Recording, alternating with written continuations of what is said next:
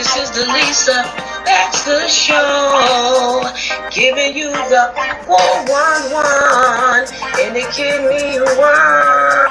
Baby, can't you push me any faster in this wheelchair through this dialysis center? You know how germy it is.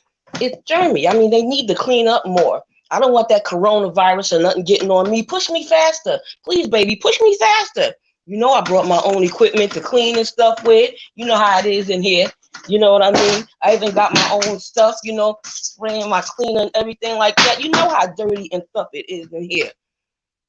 So I want to hurry up and get in my seat. I want to watch that show. You know that my favorite show. You know that dialysis reality show on Urban Health Outreach Media Facebook page. You know what I'm trying to say, baby, huh?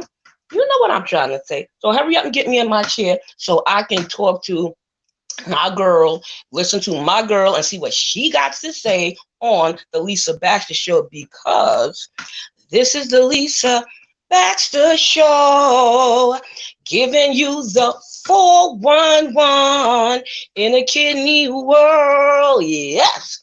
How you guys doing? It is so fantabulous to see all of you out there supporting the network, supporting me, and supporting yourself. Thank you so much. Thank you so much. I wanted to say congratulations or happy Armed Forces Day was yesterday for the people in Armed Forces. And I want to thank you and tell you to keep us in prayer. I lost 2 cousins last week, so keep my family in prayer, please, pretty much, for my Kathy, my cousin Kathy, and my cousin Kathy, and my oh God, I don't even know why I can't think of her name right now, but it was painful and it hurt and it cried, and maybe because I'm sweating, I'm always a little jumpy when it comes to the show. But anyway, I thank you very much for every one of your prayers for my whole family. Now I want to get into the show, okay? And we have a excellent show next in the next hour with Mr. Belcher. So we're gonna ride you right in and cruise you in right now. And I want to introduce my guest. My guest is the founder, right, of the Flying 360. She's a special ed teacher. She's been honored. She's been recognized, right, for her outstanding work in the community. She's been honored by senators. She's a trailblazer. She's self-published. Oh, man, she's gotten awards. She is excellent, marvelous, and great. This lady is an advocate and a helper of domestic violence, people that been violently attacked, and even the ones that survived it, who've gotten past it. So she's a helper and a blesser with these type of things, and I want her to be able to tell her story to you on tonight. I'm going to introduce her. Her name is Natasha Carter. Come on, Natasha. Welcome to the Lisa. Hi. How are you? I'm doing well, thank you. What an introduction. Oh, listen to you. You know, it's longer than that. I shortened it, but I'm telling you, all of that, and you work every ounce of it. You hear me? Every ounce, every pound of it. You Thank hear me? you. Yes, ma'am, I hear you. You welcome. No, you are very welcome. I wanted, when I first met you and you gave me your card and we had a talk and everything, I had to have you on the show because I know not just warriors, but any person out there, men and women, can be, subject to domestic violence Absolutely. at any hand. So I wanted to be able to get you on the show and help in that type of way. So, we always want to be kidney correct and we want to be resourceful correct. I bet about that. Okay. How about that? All Yes. right.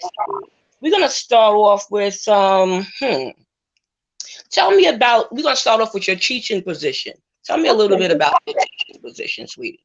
All right. So I'm a 7th grade self-contained math teacher. So basically what that means is that I teach math in a special ed special class setting, a 12 to 1 or a 12 to 1 setting, where there is either 12 students, that's the max, and 1 teacher, or 12 students, 1 teacher, and a paraprofessional.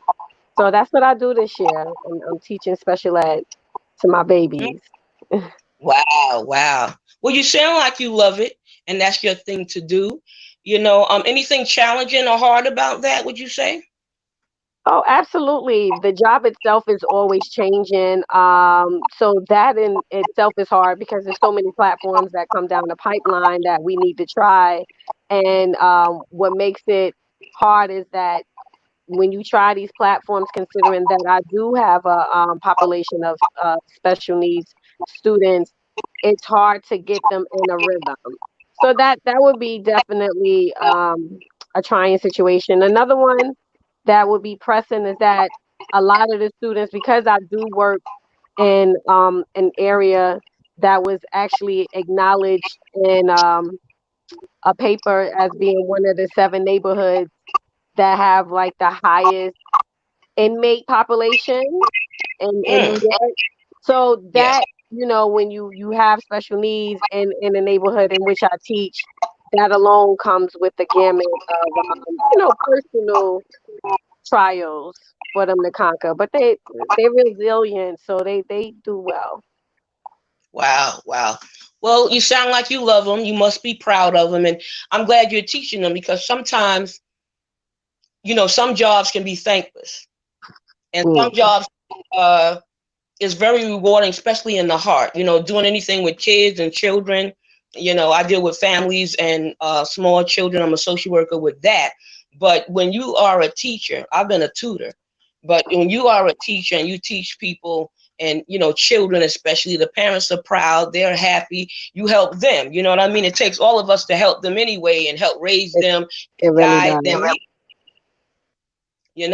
So thank you Hmm. for your contribution of teaching and teaching in a difficult area that you're thriving at. Thank you. I really appreciate it, and I give all honor to God because it was Amen. God's way. God wanted this path for me. I didn't choose it. God chose it Wow. for me. Mhm. Oh, I know when he make them choices, they work out better when it's his choice and not ours. So I ain't mad at you. That's the truth, because He has a way of protecting it even more. So yes, that's true. Amen. Amen. Wow. Mm. So okay, now you you've been honored and you have gotten awards and you've been recognized and all of these great wonderful things and in your community. How did you get involved in your community or doing any type of work in your community before I jump into your non-profit business? Well, the grassroots, I think it was innate. So I pretty much had it in me. I remember coming back home from college, undergrad. I went to Bennett College in Greensboro, North Carolina, and I remember coming home and seeing a lot Mm, of changes just in the neighborhood. And then I decided to start a block association. So that kind of open my eyes to actually helping the community in that way, even though because a lot of the times with historical black colleges and universities, what they mm, do is they have us um volunteer a lot. In order to get our degree, we have to volunteer. And I think that kind of sparked my interest with helping the people. But what really helped me out in the community, in the Queens community especially, and somewhat in Brooklyn as well, is that I started working with a organization called the King of Kings Foundation under wow. um, under Lance Furtado and Todd Furtado, and from there, me being able to tell my story to the young youth as well as women, that kind of really helped me to realize my vision and what I want for my life and how I was going to be able to help people further. Wow. Wow.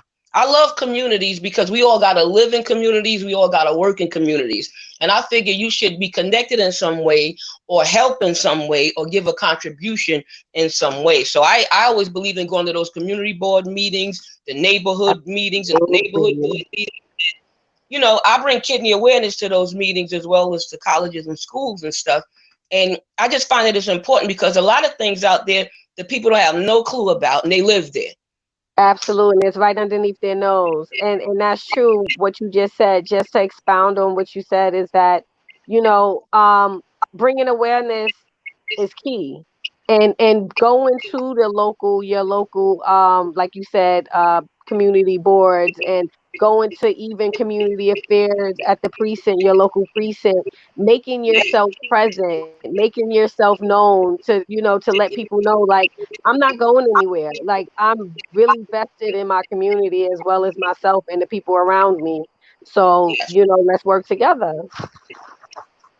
that's so true. That's so true. So before I jump in again, what is your story? You said you told your story out there. Let's hear a little bit about your story. Well, my story is a little facet, but what I will say is that the story that I was able to share to the young youth is me starting early life, in my teens. Um, I was out there. Of course, I liked a certain type of men, and those certain type of men brought a lot of certain type of drama into my life. And from that, I found myself in a domestic violence situation. And it was one of those turning points in my life that, though I wasn't happy that I was going through it, I was happy to come out of it, but I was more Amen. so happy to recognize the patterns that led me to those, because oftentimes it's not just one relationship. When you don't get the help or you don't recognize the patterns, you go right back into those things that brought you to that turmoil, or to that point of where you wish you wasn't. So yeah, that's pretty much, and I had to go through it. And the way I got out wasn't, I recognized that one day I was just better. Then it was a process. It was a journey, and it took a lot of steps. It took therapy. I had to enroll, or had to ask for help outside of Yes. myself. And I asked God for guidance to have somebody in the earthly realm to help me identify those patterns, because I didn't understand what I was doing. You know, um, so yeah, that's part of Wow. it. Hmm. Well, I love the fact that you shared with young people because there are date rapes out there. There's domestic violence even among the young. You know what I mean? Territorial acting. Possession and being possessive. So it's good that you would tell them that early because sometimes everybody had this thing. Well, not me, or it can't be me. Drugs or bad behavior or something like that. And it's beautiful if it's really not you or wasn't you or Right. ever. But the fact that you shared that with them, you wasn't afraid, but you wanted to save them some heartache or some issues, or God forbid even their life. That had from Absolutely. yes. That caused me to do a skit about domestic violence, and I had did it, and it's on YouTube, and I have shared it with many places and foundations because of the power of it. You would never know Mhm. the person ready for what they're getting ready for. You know what I mean? They think they're getting ready for a date when all the time they're getting ready for death or a casket because Mhm. they didn't listen to a family member or see the signs that you talked about. So I appreciate that you learned the signs and you asked for godly help as well as earthly help to find the help. You recognize the signs and you did something about it. Then you had the nerve to start something about it. Girl, talk about that foundation. I ain't mad at you coming up in here. Yes. I and just to piggyback off of what you said, absolutely.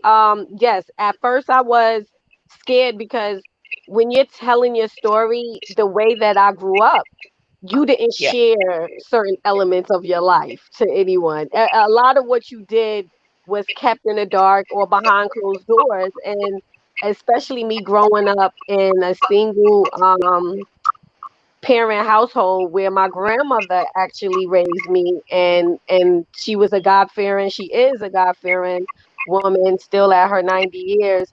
And Wow. so a lot of it, you know was embarrassment at first to share my story, because I knew better. I grew up in the church, and I just knew that wasn't the way that God, and my story started out at the age of 14 with an older gentleman. and it didn't end. Like, I'm still on the journey, but it didn't end for me. Whereas I started having healthy relationships about maybe approximately 12 years later. Okay. So yes, and though you stop certain periods, you stop dating, but then Hmm. when you resume, if you don't get the help and you get back into another relationship, it goes back, unfortunately, to those things that you never really rectified in your life. So yeah, that was an unfortunate situation. Mm. I But brother. Yeah. Go ahead. won't he do it? What you do is right. That's God all up in there, right? Amen to that. My brothers always protected me, with dating and stuff like that, my family and stuff like that. But you do run into rough people because I've had Mhm. people try to push you around on a date or tear you off or anything because they notice that you're soft or you're shy or you quiet. Mhm. I think this is the most I ever talked, but I talk. I told talk, but certain things make you quiet or shy. And I know rough stuff make you quiet and shy. I've seen domestic violence up close in my family, so I know what it's. I've seen it and lived around. Mm. So I feel you. So what was the first thing that came into your head when you started your foundation? The first thing that came into my head of when I started and of why I wanted to start was that there were a lot of women like me that were scared to actually ask for help, because even me wanting a therapist was kind of Hmm. like a shameful thing. You know what I'm saying? Because it's again, growing up in that type of atmosphere, you don't ask for therapy, you ask for God, and God is the end all be all, and therefore, you know what I'm saying. But then I had to realize that God do send people in your life to help you out, and you don't have to do it alone. And so Yes. that's the reason why I started my organization, because I knew that there were a lot of women like me that, though I was going through a domestic violence situation, a lot of people would not probably have thought that, because I did good in school, I had degrees, I had good jobs, I always worked, for some type of reputable organization, whether it be the state, the city, federal, you know what I mean? So I had Yeah. it going on in that way. And then, if I went outside, you thought that she had it all together. You know what I'm Yeah. saying? But Yeah. I was broken inside, and I was hurting inside, and nobody understood my pain, because it was just like, basically, you so strong, you so smart, you so beautiful, like, just do Mhm. it. And I didn't know Yes. how to just do. So I wanted to help other women to recognize that they are not alone, and there are certain steps that you need to take in order to be stronger within self. Yeah. You do everything you can to help. I'm glad for your organization because I know of a young lady going through something now, and she's a dialysis patient that went through this. I don't know if you know about dialysis, transplant, or kidney failure. My I show am. basically is centered around that. Excuse me? No, I am. Hmm? I had a cousin of mine who passed away 2 years ago of sickle cell anemia, and from that disease, his kidney started to fail, and he needed dialysis and things like that. Wow, wow. Did you learn something from that?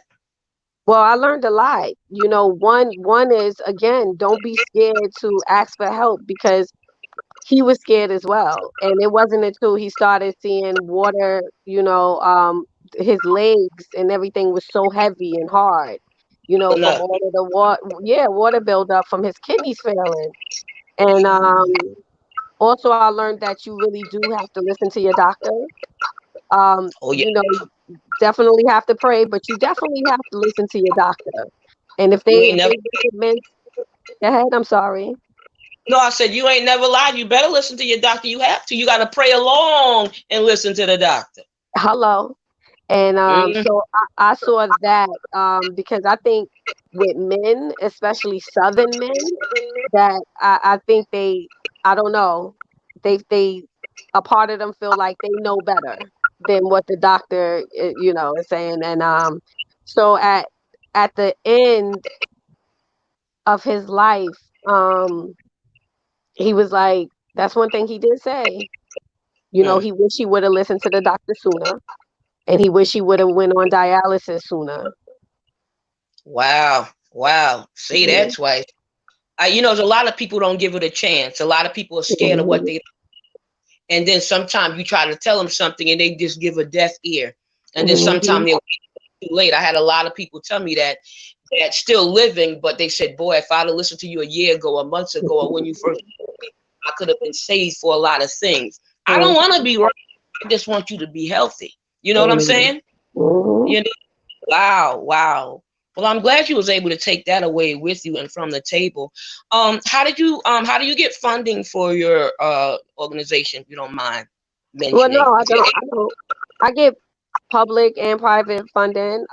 Because I give a lot of not a lot, but well, I do. I do give a lot.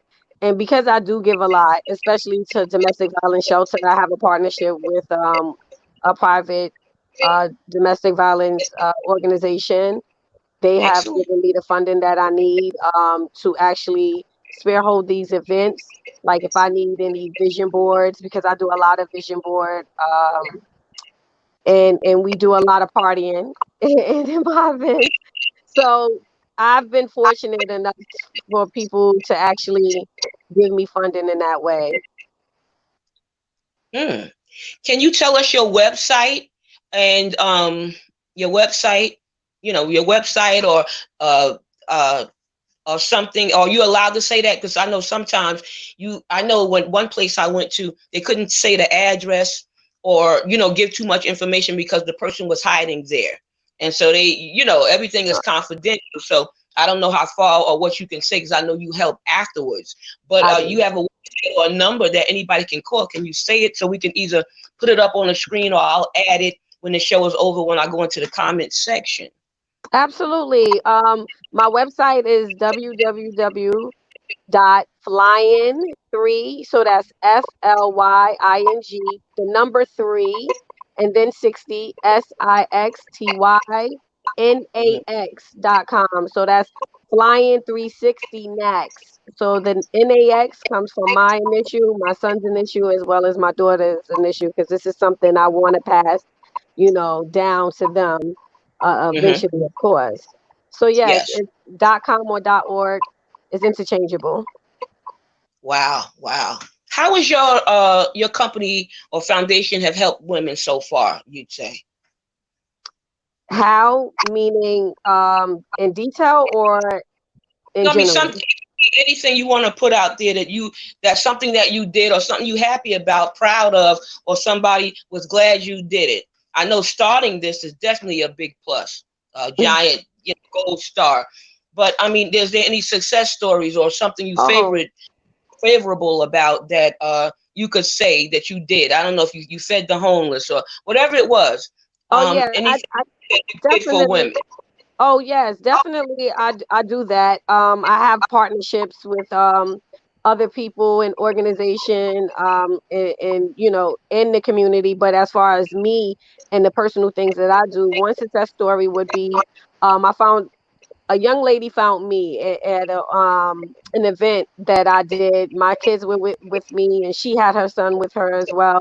And she just came over to the table to ask me about it, and I gave her some information and everything else like that, some marketing material. So then she started telling me, she was like, I want to talk to you, but just hear my story before I get to have so much anxiety. So long story short, the young lady was scared to go to court for custody of her son. She was scared because she knew that there were some things that she did in her life that she wasn't too proud of, and that she felt like the father could hold over her head.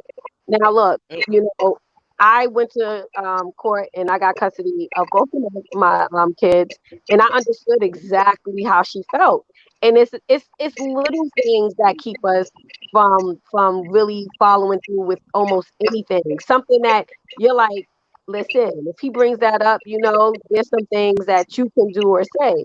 But long story Yeah. short, I was able to not only help her from the beginning of even starting a petition, but I also was there and I was able to also give her services from people that I knew that helped me along the way as well.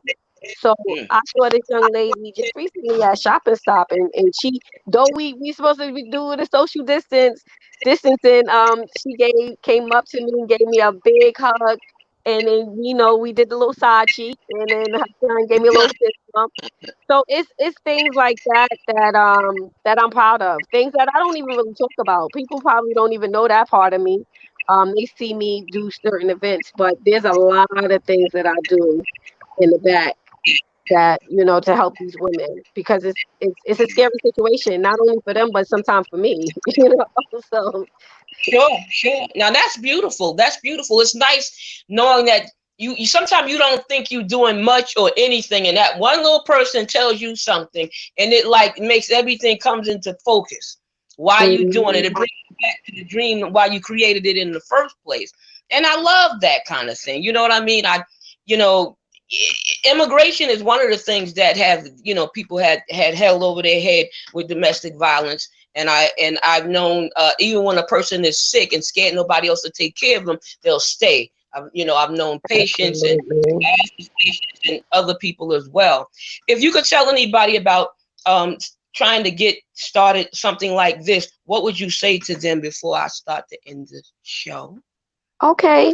Um, First I would say partner with people that's doing certain things in the community. See what they do, see how they do it. Come into contact with those people and then so you won't be alone because when I started it on my own. I had a board, but it was me doing all of the legwork. Also Tell just have a vision, have a vision and mission, and it could change, but you might your vision or your mission could just be, I want to help domestic violence women, and you might not know exactly how in that way, but partner up with certain organizations that have that. And then what I will also say is get with your local politicians, because a lot of the politicians local, especially the councilmen, they offer free services, lawyer services, and with those free lawyer services, they can help you start your 501(c)(3). They can tell you exactly which paperwork you need to send me. to the state and how to do it. Because I know I did that. When I first started, they can't walk you through everything, but for the most part, if you hound them, they'll walk you through everything. Oh yeah. Oh yeah. Yeah, Queens and Brooklyn have programs like that too. That they have to they help people that's the startup business, and sometimes they do just the ones just for women. But then they have anybody that want to start a business or try or do something for the community. Now, Yeah. if you could, did we miss anything before I allow you to give your shout out to whoever you want to give that beautiful, wonderful shout out to? Did you miss anything? No, but I would keep you informed because there are some events that's coming up virtually as well. Some Oh, vision board yeah. parties, and you would definitely be invited. But Uh-huh. as far as the shout outs, I want to give you a shout out. I want to give you a shout out because for one, I didn't know what to expect because when you're interviewing with people you don't know, but that motherly instinct in you just made me calm. And because of that, this was extremely the easiest interview I ever did. And it was so authentic. So I want to say thank you for being you. Thank you. Yeah, yeah. You gonna choke me up. uh, I thank you for coming on the show. I thank you for what you do and what you're doing, and I know you're going to continue to do. But if you do know any events, please feel free. And if I'm able to say any of them when you do tell me, if you don't know today, then I'll be able to say some of it or about it or post it, on my page or something like that. But Yes, keep ma'am. doing what you're doing. The women out there need you. We all need you. And I'm sure I heard of some men that's been beat up too. Nobody think about them sometimes, even though it's like impossible sometimes because they're strong. But you'd be surprised who get beat up and jacked up or hurt. So I'm just glad that you got a service that heals those hurting people. So thank you very Definitely for sure. And thank you very much. I appreciate you. Thank you. Have a beautiful night. Tell your kids thank you because they was angels and sweet, and I ain't mad at them. Okay, so tell them at least says thank you. I tell them I'm the art from the heart. You know what I mean? Yes. It probably say, is that? But you know, from our Yes. friendship. But thank you again, and bless your life. Keep doing what you're doing and get some rest. And thank you once again. Have an excellent, fantabulous night. Good And my night. Thank you. good night. My cousin's name was Jean. I finally remember. Maybe the pressure from the show has nailed it down, so I got my mind straight. That was a mistake from the head and not the heart. So I thank you again for tuning in. See you next week. It's going to be a fantabulous show with a nurse practitioner, doctor. All right, so it'll be posted for you. So be blessed, be well, be excellent, and show up for the show at 9:05 with Mr. Nurse, the nurse of nurses, Mr. Steve Belcher, the producer. All right, our boss. All right, God bless and thank you. Peace.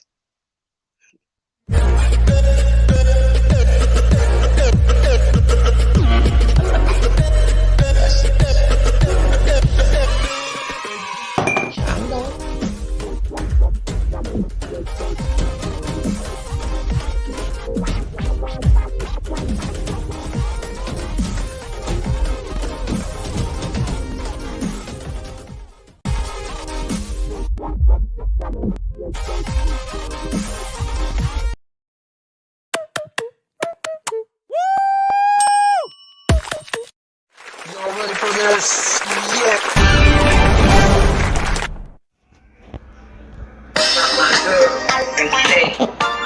This is the Lisa Baxter Show, giving you the 411 and the kidney one.